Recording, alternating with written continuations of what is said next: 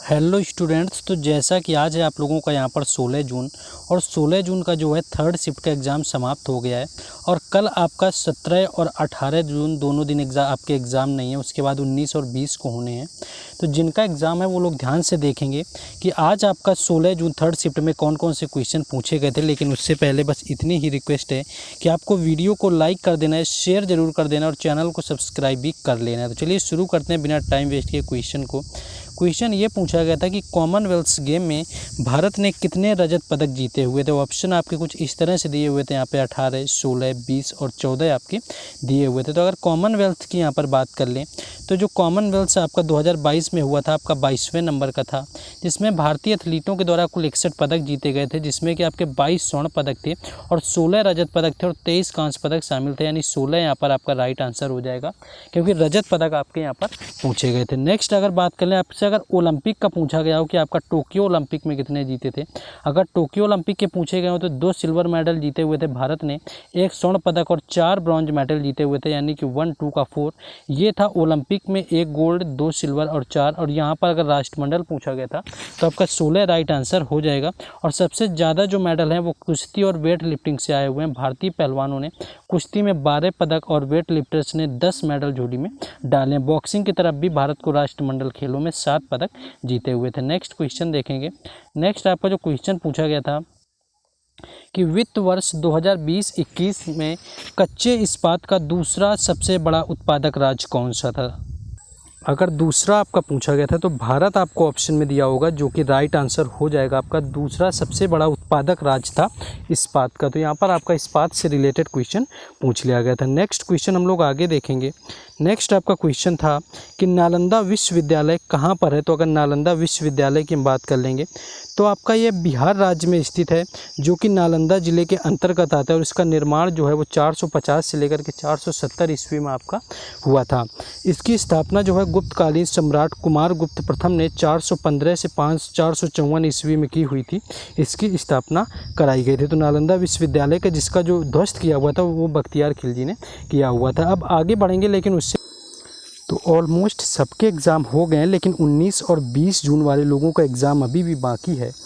तो जिन लोगों ने अभी तक जितने भी प्रश्न पूछे गए थे उनकी PDF नहीं खरीदी हुई है, तो उन लोगों को PDF ज़रूर खरीद लेनी, क्योंकि आपके एग्ज़ाम में क्वेश्चन रिपीट हो रहे हैं। तो ये PDF आपके काफ़ी काम आने वाली। तो अगर आपने नहीं खरीदी, जिसका शुल्क आपको मात्र 20 रुपये रखा गया है, 1000 से ज़्यादा प्रश्नोत्तर पूछे गए बहुत सारे एक्स्ट्रा फैक्ट के साथ में। नंबर आपको यहाँ पर दिया हुआ है, तो आपको परचेज़ कर लेना। तो चलिए क्वेश्चन में फिर से वापस आ जाएंगे, जिनको लेना है वो ले लेंगे। क्वेश्चन आपका ये नेक्स्ट पूछा गया था कि जो वास्तविक मजदूरी होती है वो किसे कहा जाता है। तो वास्तविक मजदूरी जो बेरोजगारी होती है, आपकी मुद्रास्फीति के लिए समायोजित मजदूरी है। यह समतुल्य रूप से खरीदी जा सकने वाली वस्तुओं और सेवाओं की मात्रा के संदर्भ में आपकी मजदूरी होती है। और इस शब्द का जो प्रयोग है नाम मात्र की मजदूरी या असमायोजित मजदूरी के विपरीत किया जाता है। नेक्स्ट क्वेश्चन आगे देखेंगे कि जैव विविधता संशोधन विधेयक किस मंत्रालय से संबंधित है। अगर जैव विविधता संशोधन विधेयक मंत्रालय की बात करें तो संसद के शीतकालीन सत्र में 9 दिसंबर 2021 को देश के वन, पर्यावरण और जलवायु परिवर्तन मंत्रालय, आपका राइट आंसर हो जाएगा, वन, पर्यावरण और जलवायु परिवर्तन मंत्रालय के मंत्री जो भूपेंद्र यादव ने जैव विविधता कानून 2001 के संशोधन के लिए एक अधिनियम का मसौदा पेश किया गया था। तो आपका मंत्रालय पूछा गया था, तो वन, पर्यावरण और जलवायु मंत्रालय आपका हो जाएगा। नेक्स्ट क्वेश्चन यहाँ पर है कि भारतीय संविधान का जो है कौन सा भाग आपका नगर पालिकाओं का वर्णन करता है। तो भारतीय संविधान के भाग 9A में नगर पालिकाओं का वर्णन है। और 9A के अनुच्छेद 243 से लेकर के 243 G तक आपका शामिल है, जो कि भाग 9A है आपका। 74वें संविधान संशोधन 1992 में आपका सम्मिलित किया गया था। और इस संशोधन को नगर पालिका अधिनियम के रूप में भी जाना जाता है। तो वॉइस को लेकर के थोड़ी सी अगर आपको प्रॉब्लम होगी तो वॉइस को आप लोग मैनेज कर लेंगे, क्योंकि ये अब शाम को थर्ड शिफ्ट का आपका बाहर ही वीडियो बनाते हैं आप लोगों को देने के लिए। तो वॉइस में थोड़ी अगर इशू आता है तो आपको मैनेज कर लेना है। क्वेश्चन आपका है कि घर्षण को कम करने वाले पदार्थों को क्या कहा जाता है। तो इस स्नेहक का आपका यहाँ पर राइट आंसर हो जाएगा, जो कि आमतौर पर एक जैविक पदार्थ होता है जिसे पारस्परिक संपर्क में आने वाली सतहों के बीच में घर्षण को कम करने के लिए इसका प्रयोग किया जाता है, जो सतहों के आगे बढ़ने के कारण उत्पन्न होने वाली गर्मी को अंततः समाप्त करता है।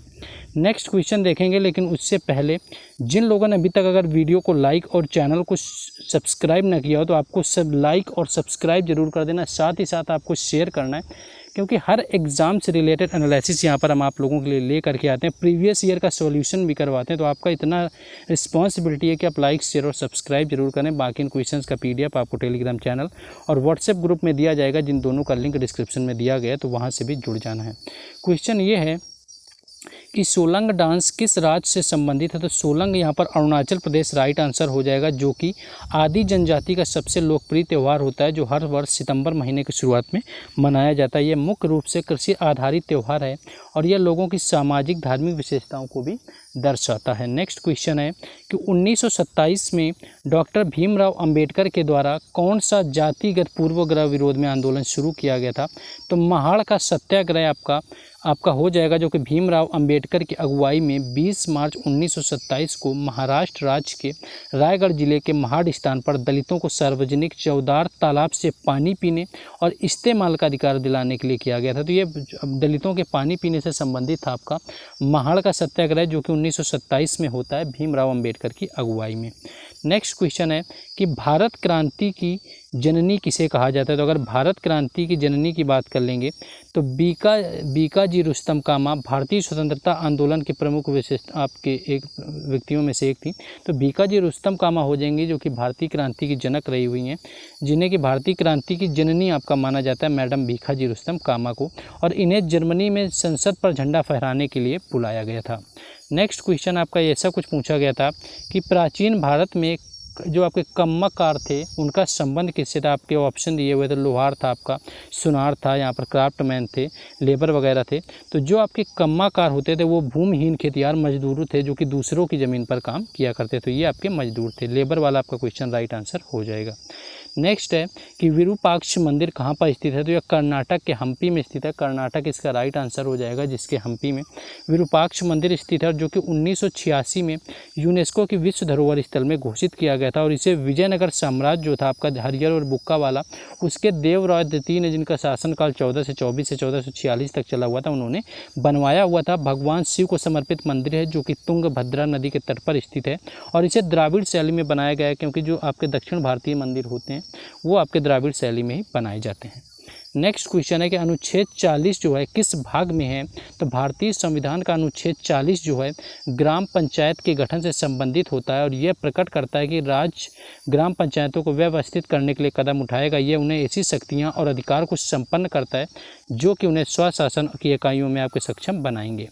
नेक्स्ट क्वेश्चन आपका पूछा गया था कि कौन सी नृत्यांगना थी, आपकी नृत्यांगना से रिलेटेड था आपका, कि कौन सी ऐसी शास्त्रीय नर्तक हैं जो कि मिस इंडिया भी रही हुई हैं एवं संगीत नाटक अकादमी पुरस्कार से सम्मानित की जा चुकी हैं। अगर यहाँ पर बात कर लें तो जो सम्मानित की जा चुकी हैं तो इंद्राणी रहमान इसका राइट आंसर हो जाएगा, जो कि भरतनाट्यम, कुचिपुड़ी, कथकली और उड़ीसा की एक भारतीय आपकी नृत्यांगना रही हुई हैं, और इन्होंने पश्चिम में अपनी लोकप्रियता बनाई थी और बाद में 1976 में आपके न्यूयॉर्क में बस गई थी। इन्होंने 1969 में पद्मश्री, 1981 में संगीत नाटक अकादमी पुरस्कार आपका, उसके साथ साथ अगर बात करें तो 1952 में फेमिना मिस इंडिया का खिताब जीता हुआ था। नेक्स्ट आगे बढ़ेंगे, आपका ये था कि निम्न में से कौन संतूर वादक हैं। तो यहाँ पर ऑप्शन तो नहीं मिल पाए, लेकिन शिव कुमार शर्मा जो हैं वो संतूर से संबंधित रहे हुए हैं, और जो कि केंद्र शासित प्रदेश जम्मू कश्मीर से आपका संबंध रखते हैं। उस्ताद बिंदा खान की बात करें तो ये सारंगी वादक रहे हुए हैं। तो ये क्वेश्चन आपका पूछा गया था। नेक्स्ट क्वेश्चन था कि कौन सी नदी एक सतपुड़ा और विंध्या पर्वतमालाओं के बीच में बहती है। तो नर्मदा इसका राइट आंसर हो जाएगा, जो कि सतपुड़ा और विंध्याचल के बीच में रहती है। एक प्रायद्वीप नदी है जो कि पूर्व से पश्चिमी दिशा में बहती है, और इसका उद्गम जो है वो अमरकंटक से होता है, जो कि अमरकंटक मध्य प्रदेश राज्य में आपका आता है। तो ये क्वेश्चन यहाँ पर पूछा गया था। नेक्स्ट आपका था कि पेरिस मास्टर पुरुष एकल 2022 का विनर कौन है। तो पेरिस मास्टर पुरुष एकल 2022 के अगर विनर की बात कर लें तो डेनमार्क के युवा टेनिस खिलाड़ी होल्गर रूने जो हैं वो पेरिस मास्टर्स के फाइनल में पूर्व विश्व नंबर 1 नोवाक जोकोविच को हरा दिया था। तो पेरिस के जो आपके होल्गर रूने हैं ये रहे हुए हैं पेरिस मास्टर पुरुष एकल के। महज 19 साल के होल्गर खिताबी ने मुकाबले में जोकोविच को हरा दिया है। तो यहाँ पर आपका होल्गर रूने राइट आंसर हो जाएगा। नेक्स्ट क्वेश्चन है कि मुग़ल साम्राज्य में अमीर मुसलमानों को दिया जाने वाला कर कौन सा है? तो ज़कात आपका हो जाएगा। ज़कात पाक शुद्धि करने वाला, और ज़कात अमाल जो है आपका इस्लाम में एक प्रकार का दान देना है जो कि धार्मिक रूप से ज़रूरी और कर के रूप में देखा गया था। तो ये क्वेश्चन आपका पूछा गया था। नेक्स्ट क्वेश्चन था कि नेपाल को किस राज्य की सीमा नहीं लगती? तो यहाँ पर नेपाल की आपकी पूछी गई थी। तो जो आपका भारत और नेपाल के बीच में आपकी जो सीमा है वो आपके खुली सीमा, जिसमें कि आपकी उत्तर प्रदेश देखिए आपका दिया, उत्तर प्रदेश की लगती है, उत्तराखंड की भी आपकी लगती है, बिहार की आपका नहीं लगेगी, बाकी हिमाचल प्रदेश की भी आपकी लगती है। नेक्स्ट क्वेश्चन है कि वर्तमान आपका बिहार का हो गया। आपका ये था कि स्टील की फैक्ट्री भारत में कहाँ कहाँ है? तो जमशेदजी टाटा को लोकप्रिय बनाने के लिए भारतीय उद्योग का पिता कहा जाता है। और जो आपकी टिस्को थी, Tata iron and steel company, ये इसका उद्योग माना जाता है, पहला लोहा उद्योग है। और इसके जो बाकी पावर प्लांट की बात करें तो आपके राउरकेला में है, भिलाई में है। तो यहाँ आपकी सारी आपकी स्थित है। तो ये ऑलमोस्ट कुछ क्वेश्चन पूछे गए थे आज के आपके थर्ड शिफ्ट में 16 जून का। बाकी अब 19 और 20 का एनालिसिस मिलेगा। बाकी अभी तीनों शिफ्टों का इंग्लिश का एनालिसिस भी हम करवा देंगे आप लोगों के लिए। तो बस आपको शेयर, सब्सक्राइब और लाइक कर लेना है। बाकी टेलीग्राम चैनल और व्हाट्सएप ग्रुप से जुड़ जाना है, और जिन्होंने PDF नहीं लिया उनको भी परचेज़ कर लेना है।